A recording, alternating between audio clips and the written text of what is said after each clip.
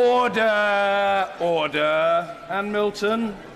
I beg to move, Mr. Speaker. Thank you. The question is, as on the order, papers, members other opinion say aye. Aye. To the contrary, no. I think the ayes have it. The ayes have it. Order. Questions to the Secretary of State for Wales, Mr. Tom Pursglove. Number one, Mr. Speaker. Mr. Speaker, as this is the first Wales Office business since the election, I'd like to take this opportunity to welcome both new and returning members to this House, especially those new Welsh members. I look forward to working with you all over the next 5 years in the best interests of Wales. On the subject of the EU referendum, I've been listening to what people and businesses across Wales have to say, and what they want is a less intrusive, less costly and less burdensome membership of the European Union. We intend to secure that and deliver an in-out referendum by the end of 2017. Tom Pursglove. Does he agree with me that this spectacular U-turn by the party opposite is recognition of just how out of touch they are with business and local opinion in Wales? Just to reply on the government's position, a brief sentence will suffice. Well, I completely agree with my honourable friend. The party opposite fought their entire election campaign scaremongering about the EU referendum. They showed that they were wrong on this issue, as on so many issues, wrong in places like Gower, wrong in places like Cardiff North and the Vale of Clwyd. I was being very generous to the Secretary of State. He mustn't abuse my generosity. I was trying to be kindly to a new member. Anne Clwyd. Thank you, Mr. Speaker. I'm sure the Secretary of State would agree that it's important to have an objective assessment of the implications for the people of Wales of pulling out of the EU. Would he therefore commission a report, an objective report on the issues, and publish the results of that report? Well, I think the Right Honourable Lady makes an extremely useful and important point. We do need evidence. We want this to be an evidence-led decision that the people of the UK take. It's not for the Wales Office to commission the report, but I suspect that a lot of other independent organisations will be looking at such evidence, and we look forward to seeing the results of that. David Jones. The provisions of the EU referendum bill that relate to the dilution of purdah would apply no less to the Welsh Assembly Government than to Her Majesty's Government. Could the Secretary of State please undertake to mention this to his Right Honourable friend, the Minister for Europe, so that the people of Wales can expect a fair referendum? Well, I've had several discussions with my honourable friend, the Minister for Europe, on issues relating to the EU referendum in Wales, and I think the important decision that has been taken is to avoid the EU referendum clashing with the Assembly elections in Wales, keep the elections separate. Stephen Doughty. Speaker, and can I also welcome the Secretary of State and his team back to the House, and also, Mr. Speaker, give the apologies of my honourable friend, the member for Pontypridd, who's been detained on urgent personal business today. More than 150,000 jobs in Wales depend on our membership of the EU, and given this, can the Secretary of State say whether any members of the Wales ministerial team are supporters of or members of the Conservatives for Britain group, and what does he have to say to sceptical members on the benches opposite about the benefits for Wales of membership of the EU? Mr. Speaker, I'm absolutely clear. I want to go into the EU referendum campaigning for Britain to stay in a reformed EU. But what we have got huge support for across Wales, from people in Wales and businesses across Wales, is for the Prime Minister's strategy of seeking a less costly, less intrusive membership of the EU. And I think one of the most useful things that we can do in this House is support the Prime Minister by giving him our full-throated support in those renegotiations. Byron Davies. Two, Mr. Speaker. Thank you, Mr. Speaker. The government's long-term economic plan is clearly working for the Welsh economy. The UK is the fastest-growing nation of the G7, and Wales is the fastest-growing part of the United Kingdom. Our long-term economic plan has achieved some of the highest levels of employment in our history. Baron Davies. I thank my honourable friend for his answer. Having hauled my constituency of Gower out of the hands of Labour dominance after 109 years, does he agree with me that the general election result demonstrated very clearly what we knew all along, that the party opposite, together with their failing chums in Cardiff Bay, were consistently on the wrong side of the economic argument? Mr. Speaker, my honourable friend has hit the nail right on the head. His success in Gower was one of the most remarkable across the United Kingdom. His presence is testament to the economic successes of the last government. But in credit to him, he has played a significant part in lobbying the government on major infrastructure projects that will benefit his constituency, such as the electrification of the Great Western Main Line, which will all be electrified all the way to Swansea and will benefit Gower. Jessica Morden.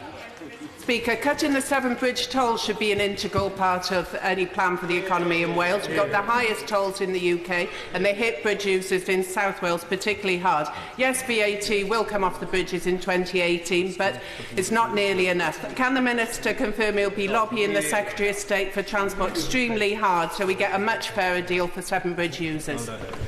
Mr. Speaker, the Honourable Lady has raised this on several occasions. I'm sure that she will be pleased to have heard the Chancellor announce that VAT will no longer apply. But furthermore, she is right that we need to go further in that we were abolishing Class 2, so that means that white vans or pink minibuses will pay the same price as a light vehicle, rather than the way it was left by the party opposite. Nia Griffith. Very much, Mr. Speaker. Now, I very much welcome any rise in employment in Wales, but over half of all households with children in Wales, many working in low-income jobs, rely on tax credits to help them make ends meet. What reassurances can the Minister give to those Welsh families that his government's long-term economic plan does not include cutting their child tax credits? Thank you, Mr. Speaker. The government's long-term economic plan is taking people out of poverty and bringing them into work. The Honourable Lady should be welcoming the unemployment data that has been announced today, where more than 100,000 private sector jobs have been created in the Welsh economy. Unemployment is falling, investment is growing. I hope that the Honourable Lady would welcome that. Nia Griffith.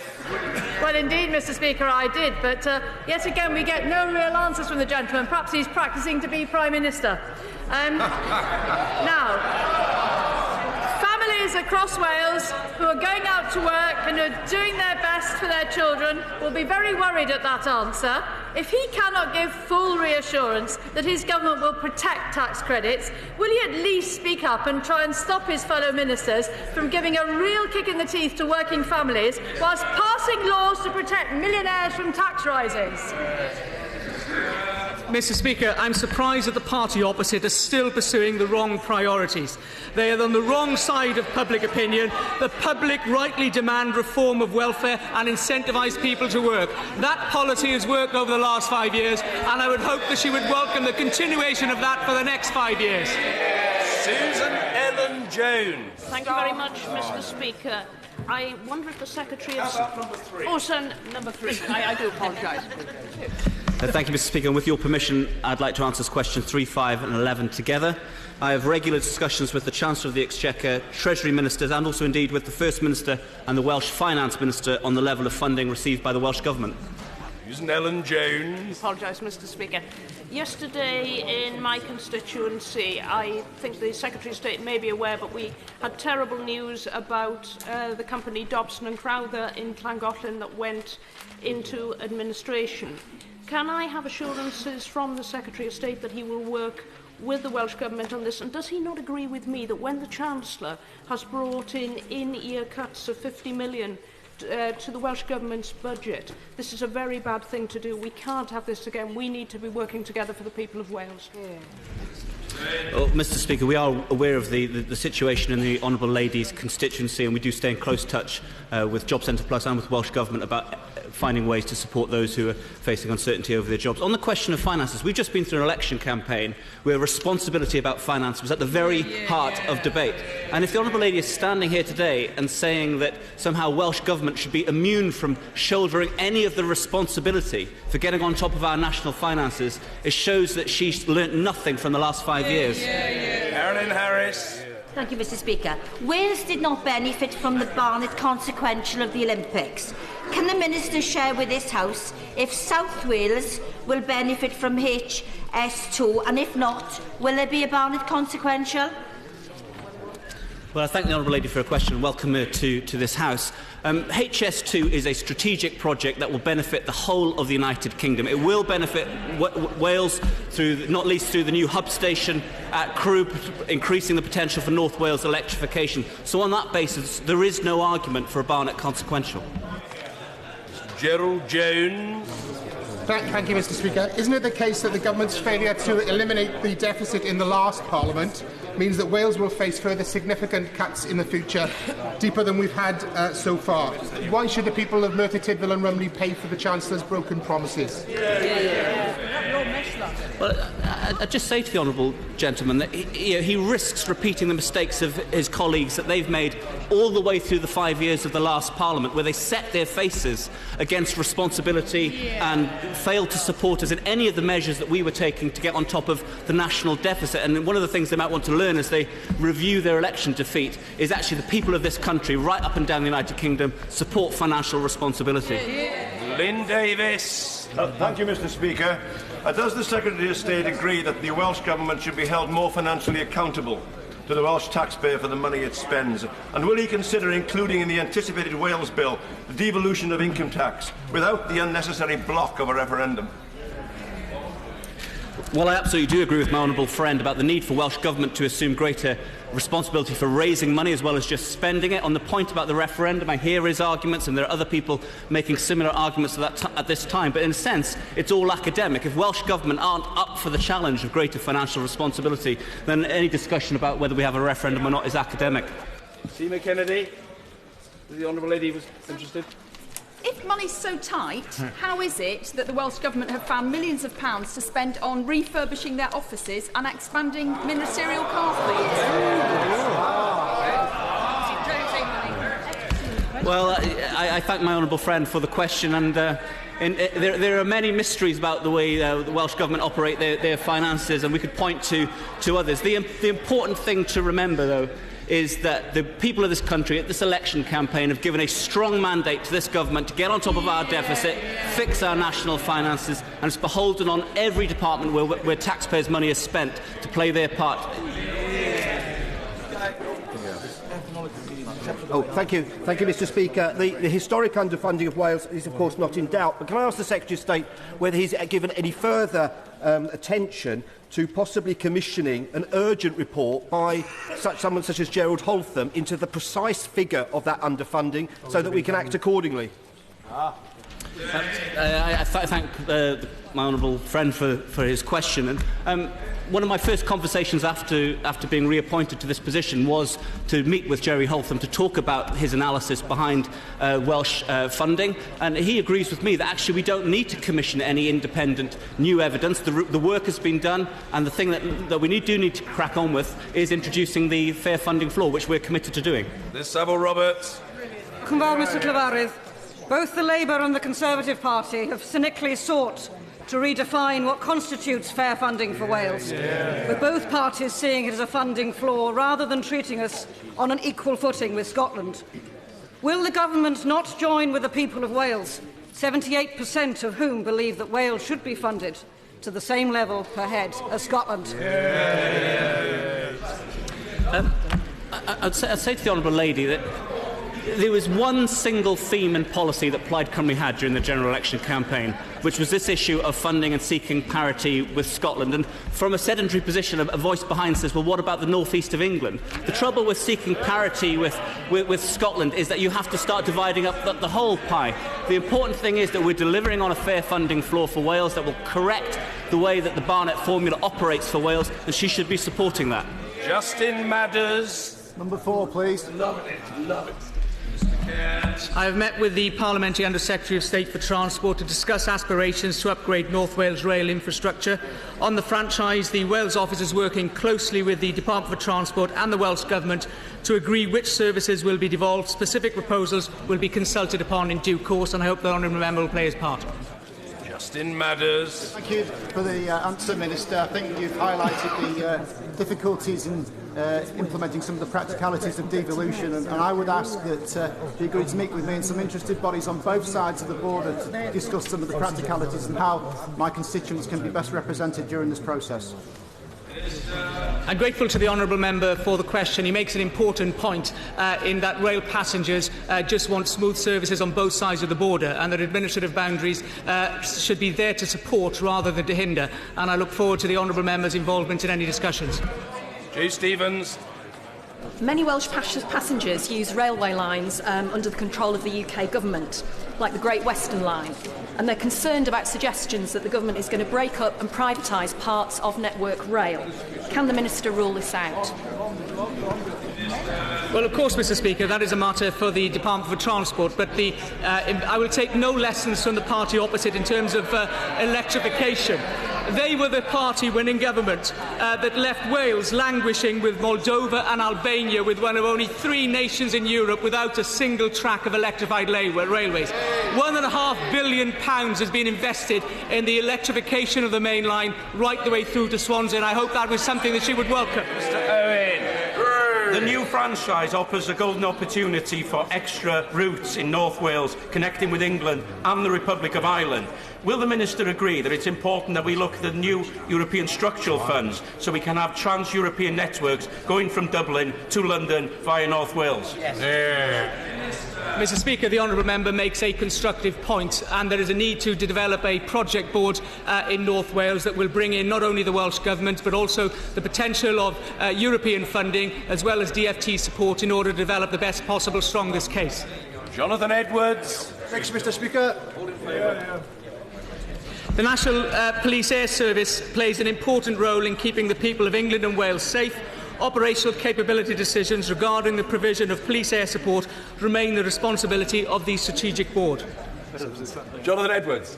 Mr Speaker, maps produced by the National Police Air Service shows that around half of Dyfed Powys Police Force area will fall within 30 minutes flying time from a helicopter base, despite MPAS wanting to reach 90% of the population of Wales and England within 20 minutes. Is he content with this extension of response times, and that parts of Dyfed Powys will still not be reachable even within the extended 30-minute timescale?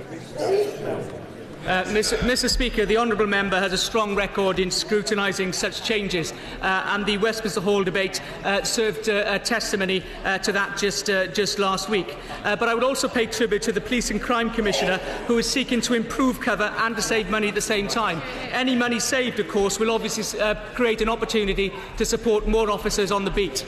Jonathan Edwards. Speaker, anyone looking at the proposed MPAS provision will come to the conclusion that the residents of Dyfed Powys will have a second-class service compared to the dedicated police helicopter currently enjoyed. Considering the Commissioner feels powerless to act, will he join with me and call on the Home Office to hold an urgent review into the situation in Wales, and Dyfed Powys in particular, as they are doing in the north east of England? Mr Speaker, I would encourage the honourable member to meet with the Police and Crime Commissioner, who has said he would be more than happy to meet with the honourable member to discuss such issues. But there is an opportunity not only to save money but also to improve cover. At the moment, it's only limited hours that are operated from the station that he talks about, whereas the NPAS proposals operate a plan for 24 hours a day cover, access to more helicopters than now, and added resilience, quite obviously. Dyfed Powys rather than Lichfield. Yeah. Indeed, Mr Pembrokeshire. My honourable friend will know how rural an area Wales is. And the honourable gentleman, the member for Carmarthen East and Dinnerbourne, is absolutely right to raise this point.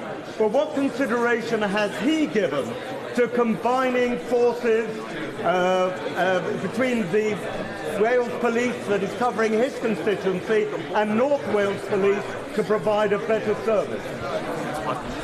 Well, of course, there are no proposals to merge the police forces, but cooperation between those forces is one way of delivering money, of saving money, but also operating much better service. The reorganisation of the helicopter service to NPAS provides the opportunity for 24-hour cover, which would be much better. We all know that offenders don't restrict their activities at daylight hours only.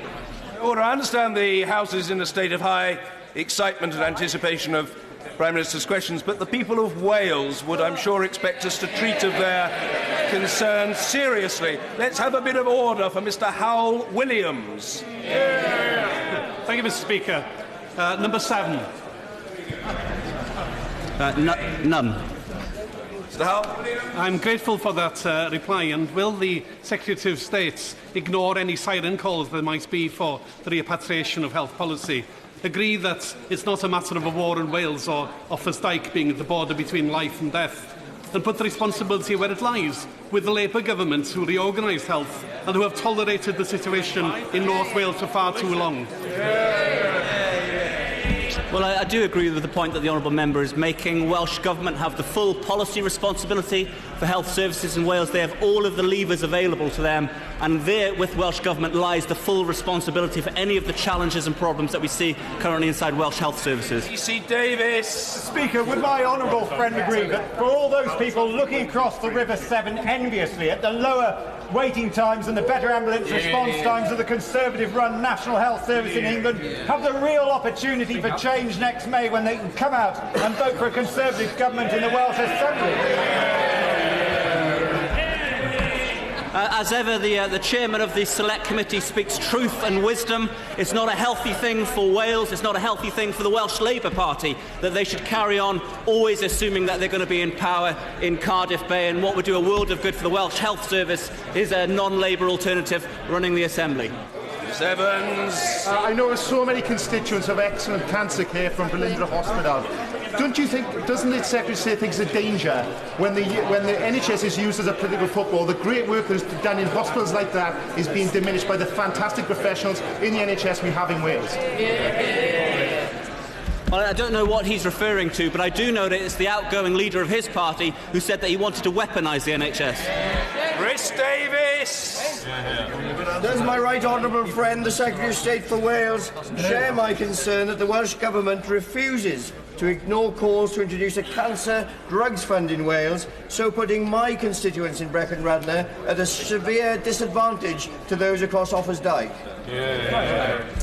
My honourable friend makes a really good point. On the doorsteps all across Wales during this election campaign, people were angry and frustrated that they cannot access life-enhancing cancer drugs that are available to cancer patients in England. 100,000 people in Wales have signed the petition calling on Welsh Government to introduce a cancer drugs fund, and I cannot for the life of me understand why Welsh Government are being so stubborn. Michael. Number 8, Mr. Speaker, please. Engineers have highly adaptable skills which are valuable across the whole economy. Due to the priorities set by this government, they have given and the priority and importance of nationally significant infrastructure, there has never been a better time to work or train as an engineer in Wales or across the UK. Apologies to the honourable gentleman who had perambulated to the opposite end of the chamber, but he's perfectly in order. Mr Carmichael. Just a little change. Thank you very much for that answer. I'm delighted that Renishaw is developing excellent industrial links with Wales, but does the Minister agree with me that what we need is more STEM subjects, more STEM pupils in the pipeline to make sure that we make a proper effort to generating more careers in engineering? Mr Speaker, my honourable friend makes an important point in that Renishaw, a company from his constituency, is doing exceptionally well in Wales, and I should add, in my constituency, they're providing the highest skills and engineering investment that we see across the UK and beyond. But he makes an important point in relation to the STEM subjects, and he will welcome the STEMnet UK-wide network of volunteer ambassadors to support STEM careers.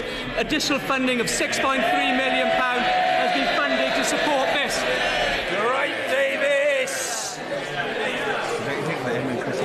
Yes, Mr Speaker, Wales's output per head is 70% of the UK average, which explains why we have the lowest wages in Britain, yet some of the highest cuts. What is he doing to get our fair share of investment in engineering to boost productivity, to boost wages and to boost family incomes for once?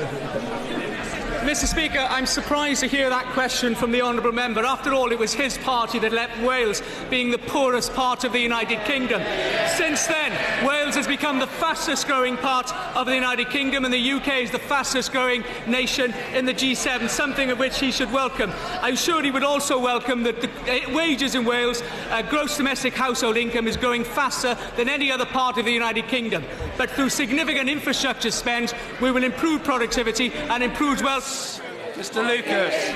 Number 9, Mr Speaker.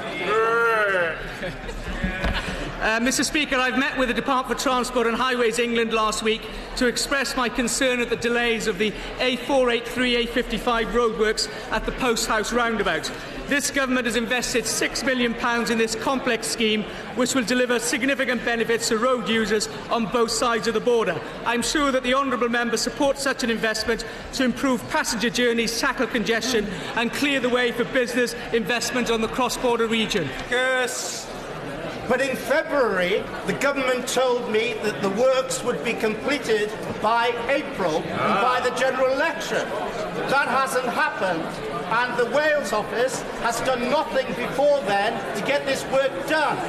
Will the honourable gentleman give me an assurance that this work will be completed by the 28th of June? Mr Speaker, although the honourable member called for an improvement for many years, his party did nothing when in government to improve it.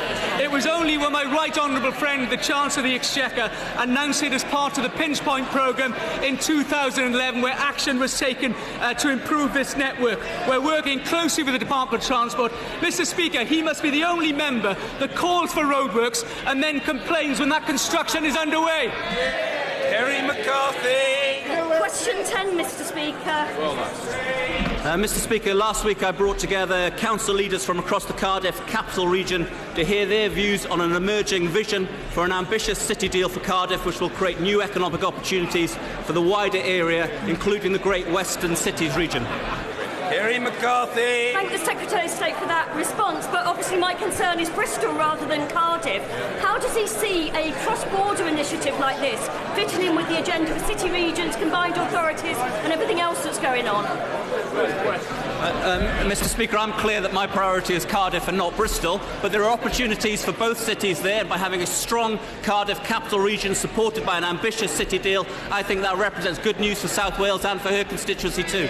Greg Williams. I know the Secretary of State shares my excitement about the Cardiff City deal.